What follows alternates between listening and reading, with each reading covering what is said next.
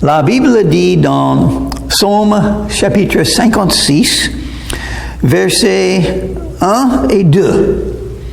Au chef des chantres, sur colombe des térébintes lointains, hymne de David, lorsque les Philistins le saisirent à Gath.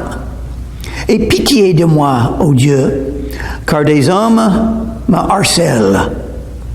Tous les jours, ils me font la guerre. Ils me tourmentent. Prions. Merci Seigneur pour la parole de Dieu.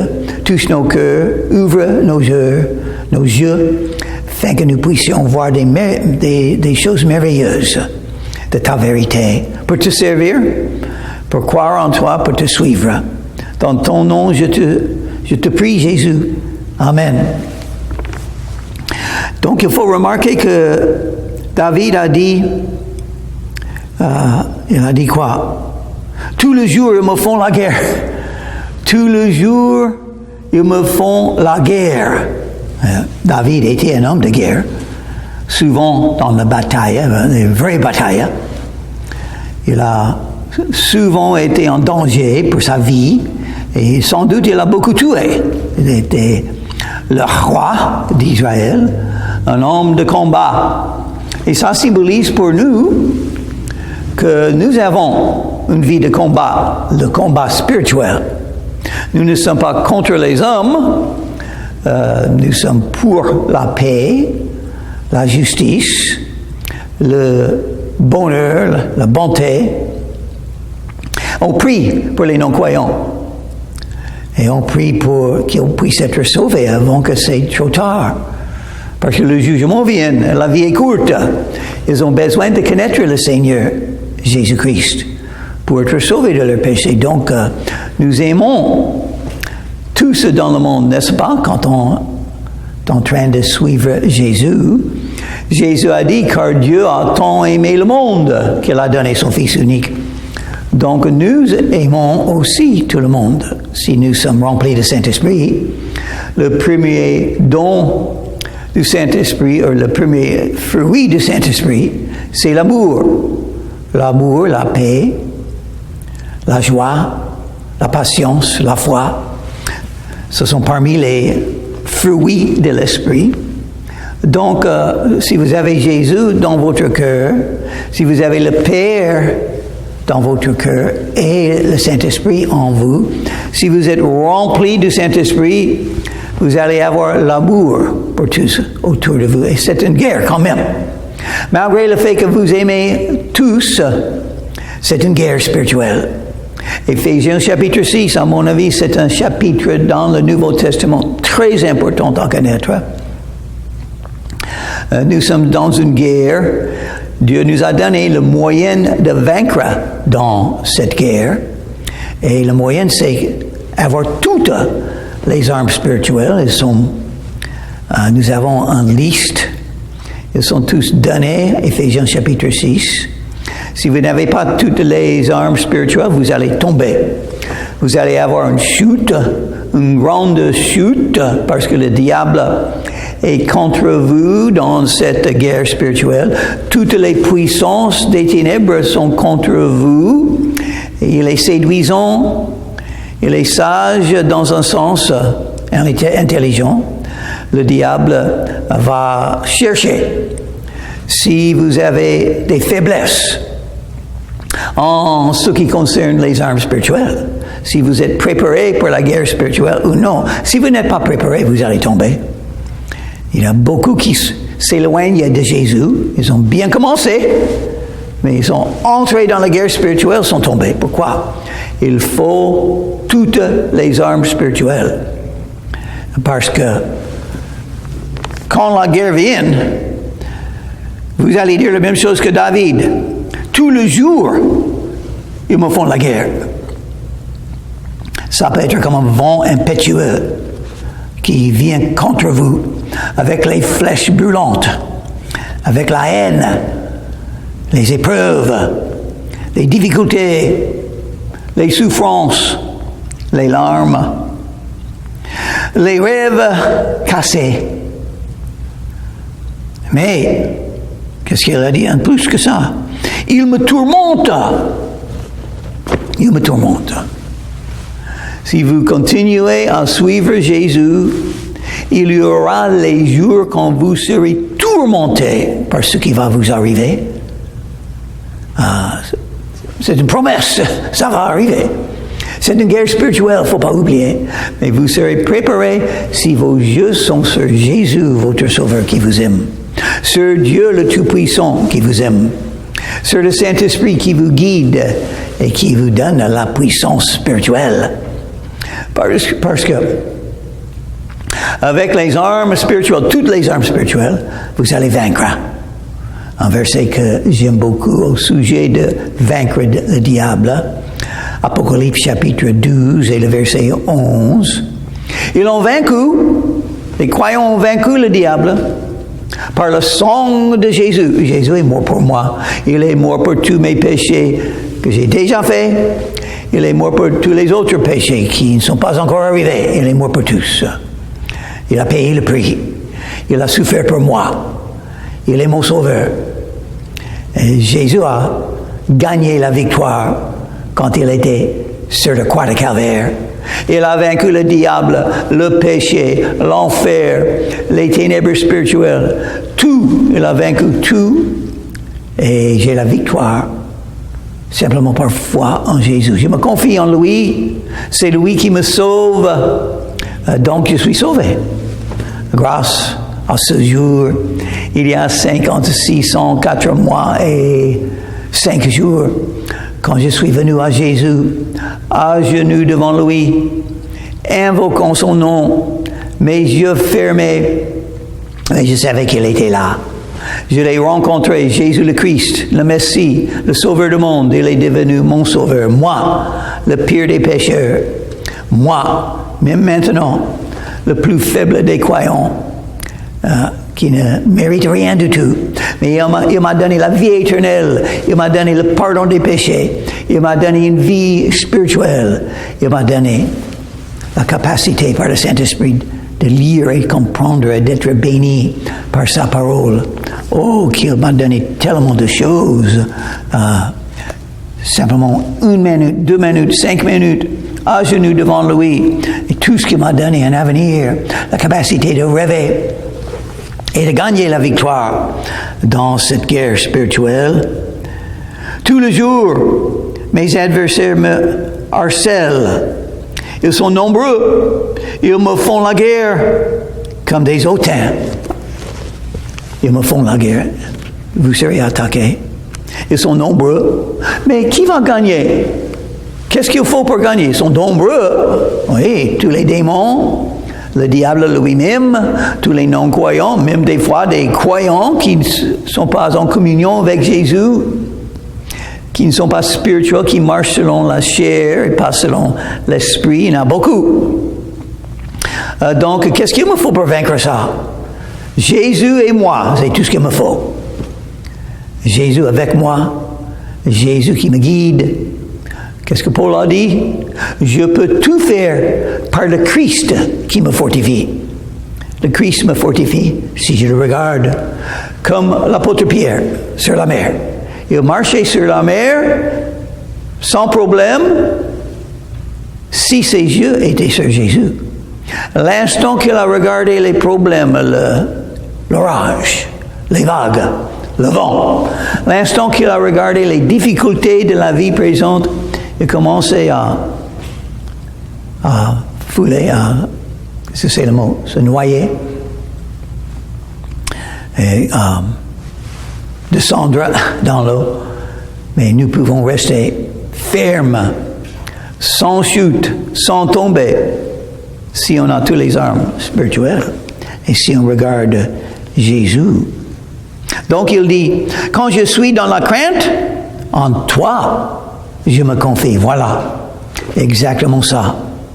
Quand les difficultés comme ça vous arrivent, il faut simplement invoquer le nom du Seigneur. Regardez Jésus. Continuez à suivre Jésus. Vous confiez en lui. C'est pourquoi j'aime beaucoup Proverbes chapitre 3, versets 5 et 6. Confie-toi dans l'Éternel de tout ton cœur et n'appuie pas sur ta sagesse. Reconnais-le dans toutes tes voies et il aplanira tes sentiers. Oui, ça parle d'être dirigé par le Seigneur. Ça parle d'être comment continuer sur le chemin de suivre Jésus. Mais ça parle aussi de comment gagner la victoire quand vous êtes attaqué. Comme David a dit, en toi, je me confie quand je suis dans la crainte. Il n'y a rien à craindre. Si on se confie en Dieu, il est tout puissant et il nous aime. Et il fait tout ce qu'il veut. Et il a un dessein pour ma vie et il va le faire.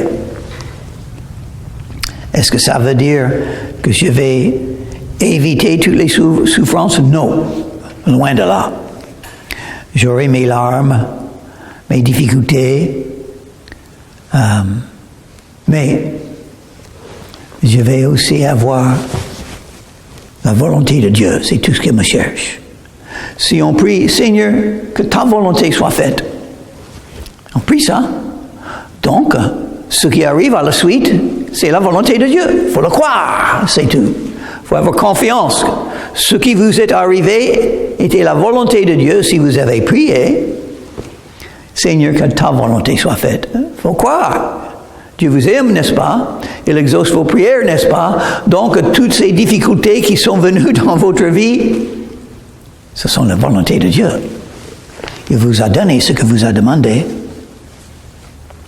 Je me glorifierai en Dieu, en sa parole.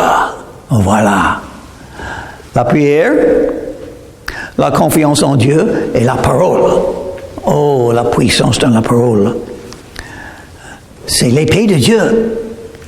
C'est puissant, c'est vivant, la parole de Dieu. La nourriture spirituelle, c'est là. C'est une des armes spirituelles, n'est-ce pas? L'épée de Dieu qui est la parole de Dieu. Il faut trouver des moyens chaque jour d'être dans la Bible. Le matin, le midi, le soir. Il nous faut la Bible toute la journée et même la nuit. Apprendre par cœur les versets bibliques importants comme je viens de citer. Proverbes chapitre 3, versets 5 et 6, à mon avis, c'est très important. À se rappeler de ces deux versets pour continuer à suivre le Seigneur. Un autre que j'aime beaucoup, c'est Matthieu chapitre 6 et le verset 33. Cherchez premièrement le royaume de Dieu et sa justice, et toutes les choses vous seront données en dessous. C'est-à-dire la priorité. Il faut que Dieu soit la priorité dans votre vie. Pas une autre personne, pas quelqu'un que vous aimez, pas un enfant, pas un parent, pas un amour. Jésus doit être le premier. Et donc, vous serez satisfait, en paix, avec tout ce que Jésus vous donne, si vous apprenez de plus en plus son amour éternel. Une fois, j'ai lu que une dame française qui habite près de Saint-Tropez, je crois qu'on l'appelle Bébé, et elle a parlé des animaux. Elle préfère des animaux parce que les animaux sont fidèles et leur amour est mieux que l'amour d'un être humain. Elle avait raison dans un sens. Mais il y a une chose beaucoup mieux, même que l'amour des animaux. Et c'est ça. Ça, c'est l'amour de Christ. Si vous ne connaissez pas l'amour de Christ, vous ne connaissez pas l'amour. Et une chose qu'il nous faut, c'est croître dans la connaissance de l'amour de Jésus pour nous. Celui qui est allé à la croix de Calvaire pour vous sauver de l'enfer. Celui qui a tellement souffert afin que vous ne serez pas punis pour vos péchés. Celui qui est mort sur la croix afin que vous puissiez avoir la vie éternelle. Quel amour! Il vous aime avec un amour éternel. Rien ne peut vous séparer de l'amour de Christ. Il n'y a pas d'amour qui est mieux que ça. Pas du tout. Et si vous avez un peu d'amour humain, c'est Dieu qui vous a donné. Parce qu'il est amour. En Jean chapitre 4 dit 2 fois, Dieu est amour. Il est amour. Et pour moi, ça veut dire tout vrai amour vient de lui. Il donne l'amour. C'est pourquoi il a créé le mariage. Pour l'amour, n'est-ce pas? C'est triste que le mariage humain ne peut se terminer, peut devenir, si on est béni, l'amitié. C'est plus l'amour, c'est l'amitié. Et pour quelques-uns, c'est plus l'amour, c'est la haine. Mais il faut deux. Il faut deux. Pour garder l'amour dans le mariage, il faut un pour le détruire. Mais si vous connaissez l'amour de Jésus-Christ, rien ne peut vous séparer. Rien. Quelque chose arrive parmi les couples, pendant que le temps passe. La vie sépare ceux qui s'aiment. Ça peut arriver. C'est seulement la vie. On change, on a des choses difficiles, on n'est plus d'accord et on se sépare. Il y a d'autres choses plus horribles que ça qui peut détruire un mariage, mais c'est simplement la vie normale qui peut séparer des gens, mais pas Jésus. Jésus va vous aimer toujours, malgré vos faillites, malgré les circonstances, malgré les difficultés, il sera toujours là pour vous aimer. Et la question, est-ce que vous connaissez, est-ce que vous ont appris combien Jésus vous aime? On peut toujours croître dans la connaissance de l'amour de Jésus, et c'est ce qu'il nous faut. Une des choses qu'il nous faut de mieux connaître combien Jésus nous aime. Et il nous aimera toujours. Que peuvent me faire des hommes? Il a dit à la fin de verset 5. Que peuvent me faire des hommes? Je me confie en Dieu, je ne crains rien. Que peuvent me faire des hommes? Dieu me donne la vie, même la vie humaine, la vie terrestre. C'est un don de Dieu. Je suis vivant aujourd'hui parce que Dieu m'a donné cette journée pour vivre pour lui. Il a un dessein pour ma vie. Personne ne peut me détruire. Si Dieu veut que je continue à vivre, il va les bloquer. On voit ça dans la vie de Jésus. Souvent, des gens voulaient tuer Jésus. Ils ont même pris les pierres, des fois, pour le lapider, pour le tuer. Parce qu'ils pensaient qu'il blasphémait. Bien sûr, n'a pas, quand il a dit qu'il est Jéhovah.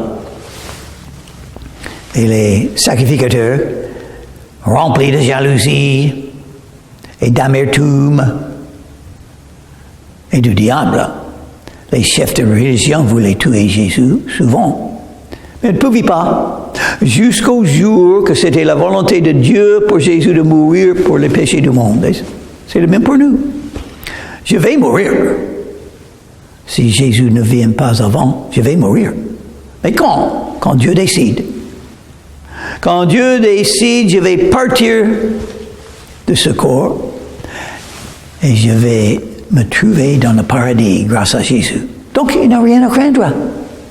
Les hommes ne peuvent pas me faire du mal, ils ne peuvent pas me tuer, ils ne peuvent rien faire parce que je me confie en Dieu. Il guide ma vie selon ses promesses. Il me protège selon ses promesses. Il est le Tout-Puissant. Il a un dessein pour ma vie. Je ne connais pas exactement. Quand je regarde l'avenir, j'ai des rêves. Souvent, mes rêves ne se réalisent pas parce que je ne suis pas Dieu. Il sait mieux que moi, heureusement. Donc, maintenant, j'ai la possibilité de me confier en lui, d'avoir confiance, même quand j'ai des épreuves, les flèches brûlantes du diable qui vient vers moi, c'est la foi. Jésus m'aime malgré le fait que je ne mérite pas, il m'aime. Il a une raison pour toutes choses qui arrivent dans ma vie. Une raison. Il faut simplement que je réfléchisse comme David. Je me confie en Dieu. Personne ne peut rien faire contre moi. Tout ce qui m'arrive, c'est la volonté de Dieu. Il utilise même les autres pour faire arriver dans ma vie exactement ce que Dieu veut, même les non-croyants, même les croyants charnels. Dieu fait tout ça pour me guider, pour sa gloire. Parce qu'un jour, il va voir comment il a glorifié son nom par ce qui m'est arrivé. Si j'étais en train de me confier en lui. Sans cesse, il porte atteinte à mes droits. Ils n'ont à mon égard que de mauvaises pensées. Sans cesse encore, il dit encore. Tous les jours, sans cesse, beaucoup de tourmente. Il me tourmente, il a dit en verset 2. Mais, il a dit, verset 7. Non. Verset 6. Sans cesse, ils portent atteinte à mes droits. Ils n'ont à mon égard que de mauvaises pensées. Ils complotent, ils épient, ils observent mes traces parce qu'ils en veulent à ma vie. Mais Dieu est tout-puissant. Personne ne peut rien faire contre moi si ce n'est pas la volonté de Dieu. C'est par l'iniquité qu'ils espèrent échapper. Dans ta colère, ô Dieu, précipite les peuples. Ils se confient en Dieu. Moi, je ne vais pas faire, je vais faire rien du tout contre les gens qui m'attaquent. Rien du tout. C'est Dieu, si Dieu veut faire quelque chose, c'est pour lui de faire. Est-ce que Dieu a la colère contre les impies? Oh oui. Il les aime. Jésus est mort pour eux aussi. Il veut les sauver, mais Dieu est juge. Et il décide. Et il peut faire venir un jugement sur quelqu'un si et quand il veut. Et en verset 1. Romains chapitre 1. La colère de Dieu se manifeste contre toute iniquité et impureté des hommes. Pourquoi? Parce que Dieu est juge, il est saint. Il doit punir le péché. Pourquoi il ne punit pas maintenant mes ennemis? Parce qu'il les aime. Il veut leur donner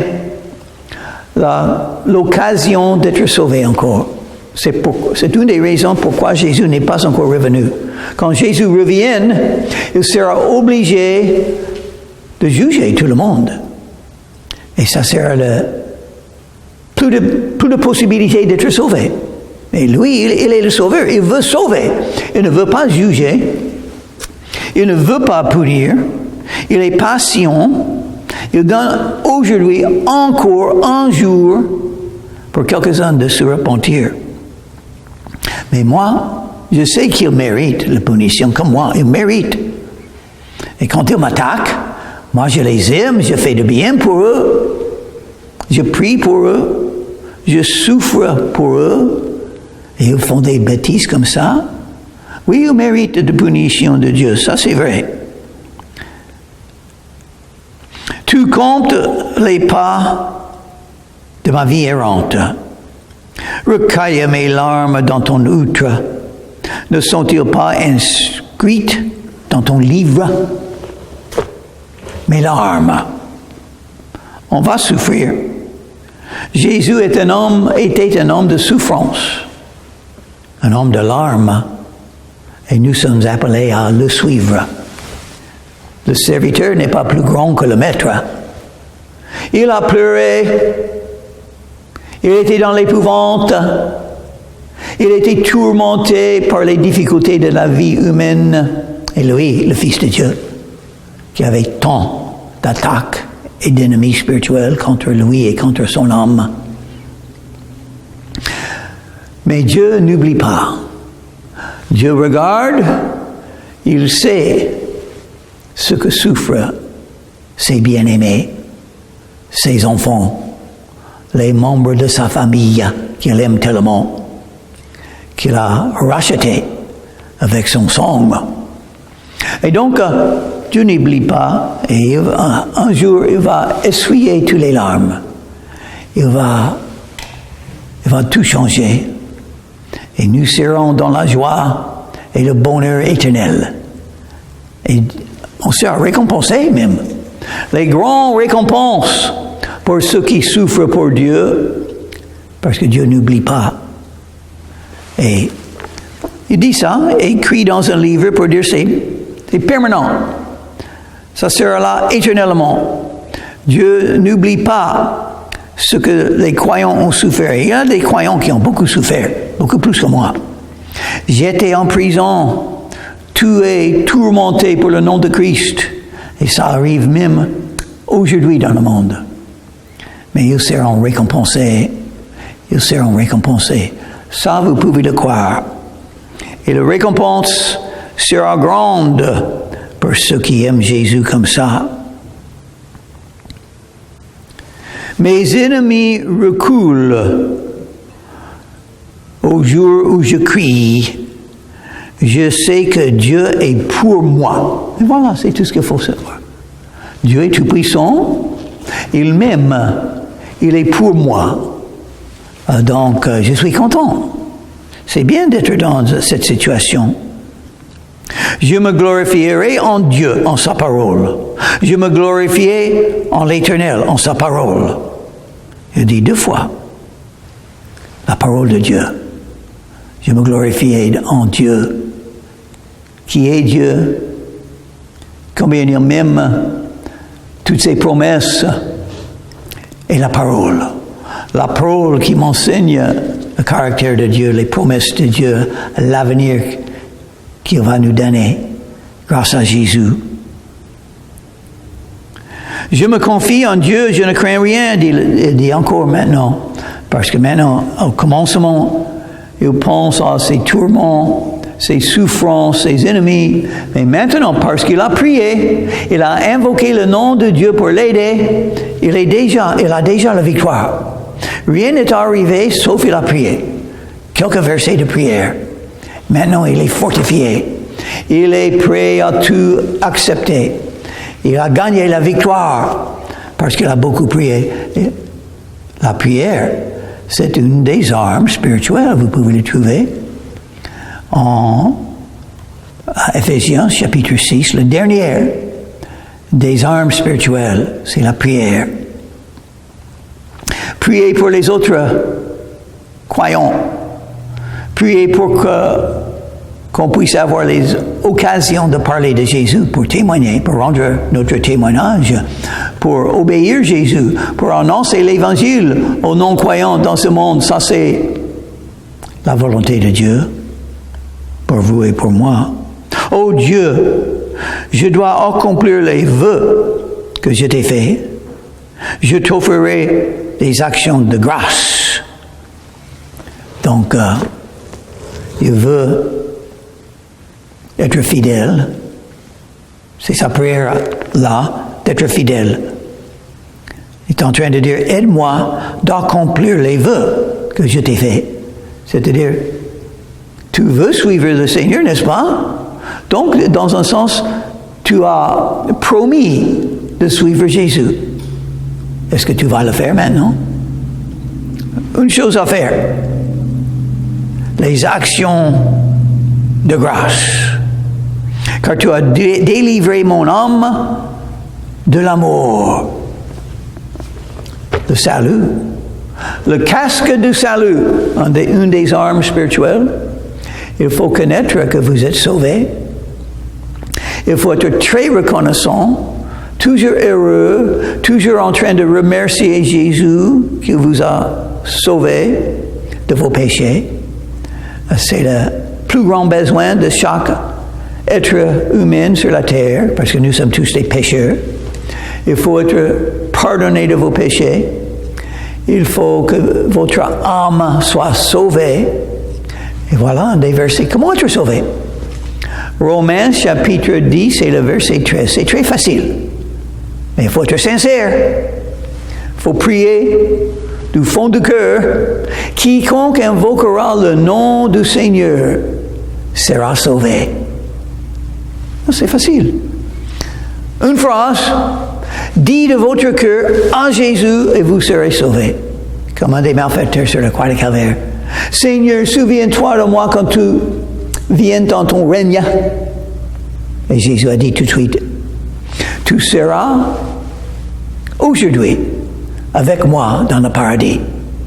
Et tous ceux qui sont sauvés ont eu la même expérience spirituelle. Ils ont trouvé le pardon des péchés et la vie éternelle, un don gratuit, par foi en Jésus, par invoquer le nom de Jésus. Si vous n'êtes pas sauvé, vous pouvez invoquer le nom de Jésus maintenant. Prions. Merci Seigneur pour ta parole. Donne-nous la victoire. Aide-nous à nous confier en toi. Merci que nous avons cette capacité d'être fortifiés par toi et par l'Esprit. Aide-nous, Seigneur, que ta volonté soit faite. Mais on cherche à avoir les miracles que tu feras. Parce que il y a tellement de gens qui sont perdus. Et il y a des œuvres qu'il faut faire pour toi, Seigneur Jésus. Amen.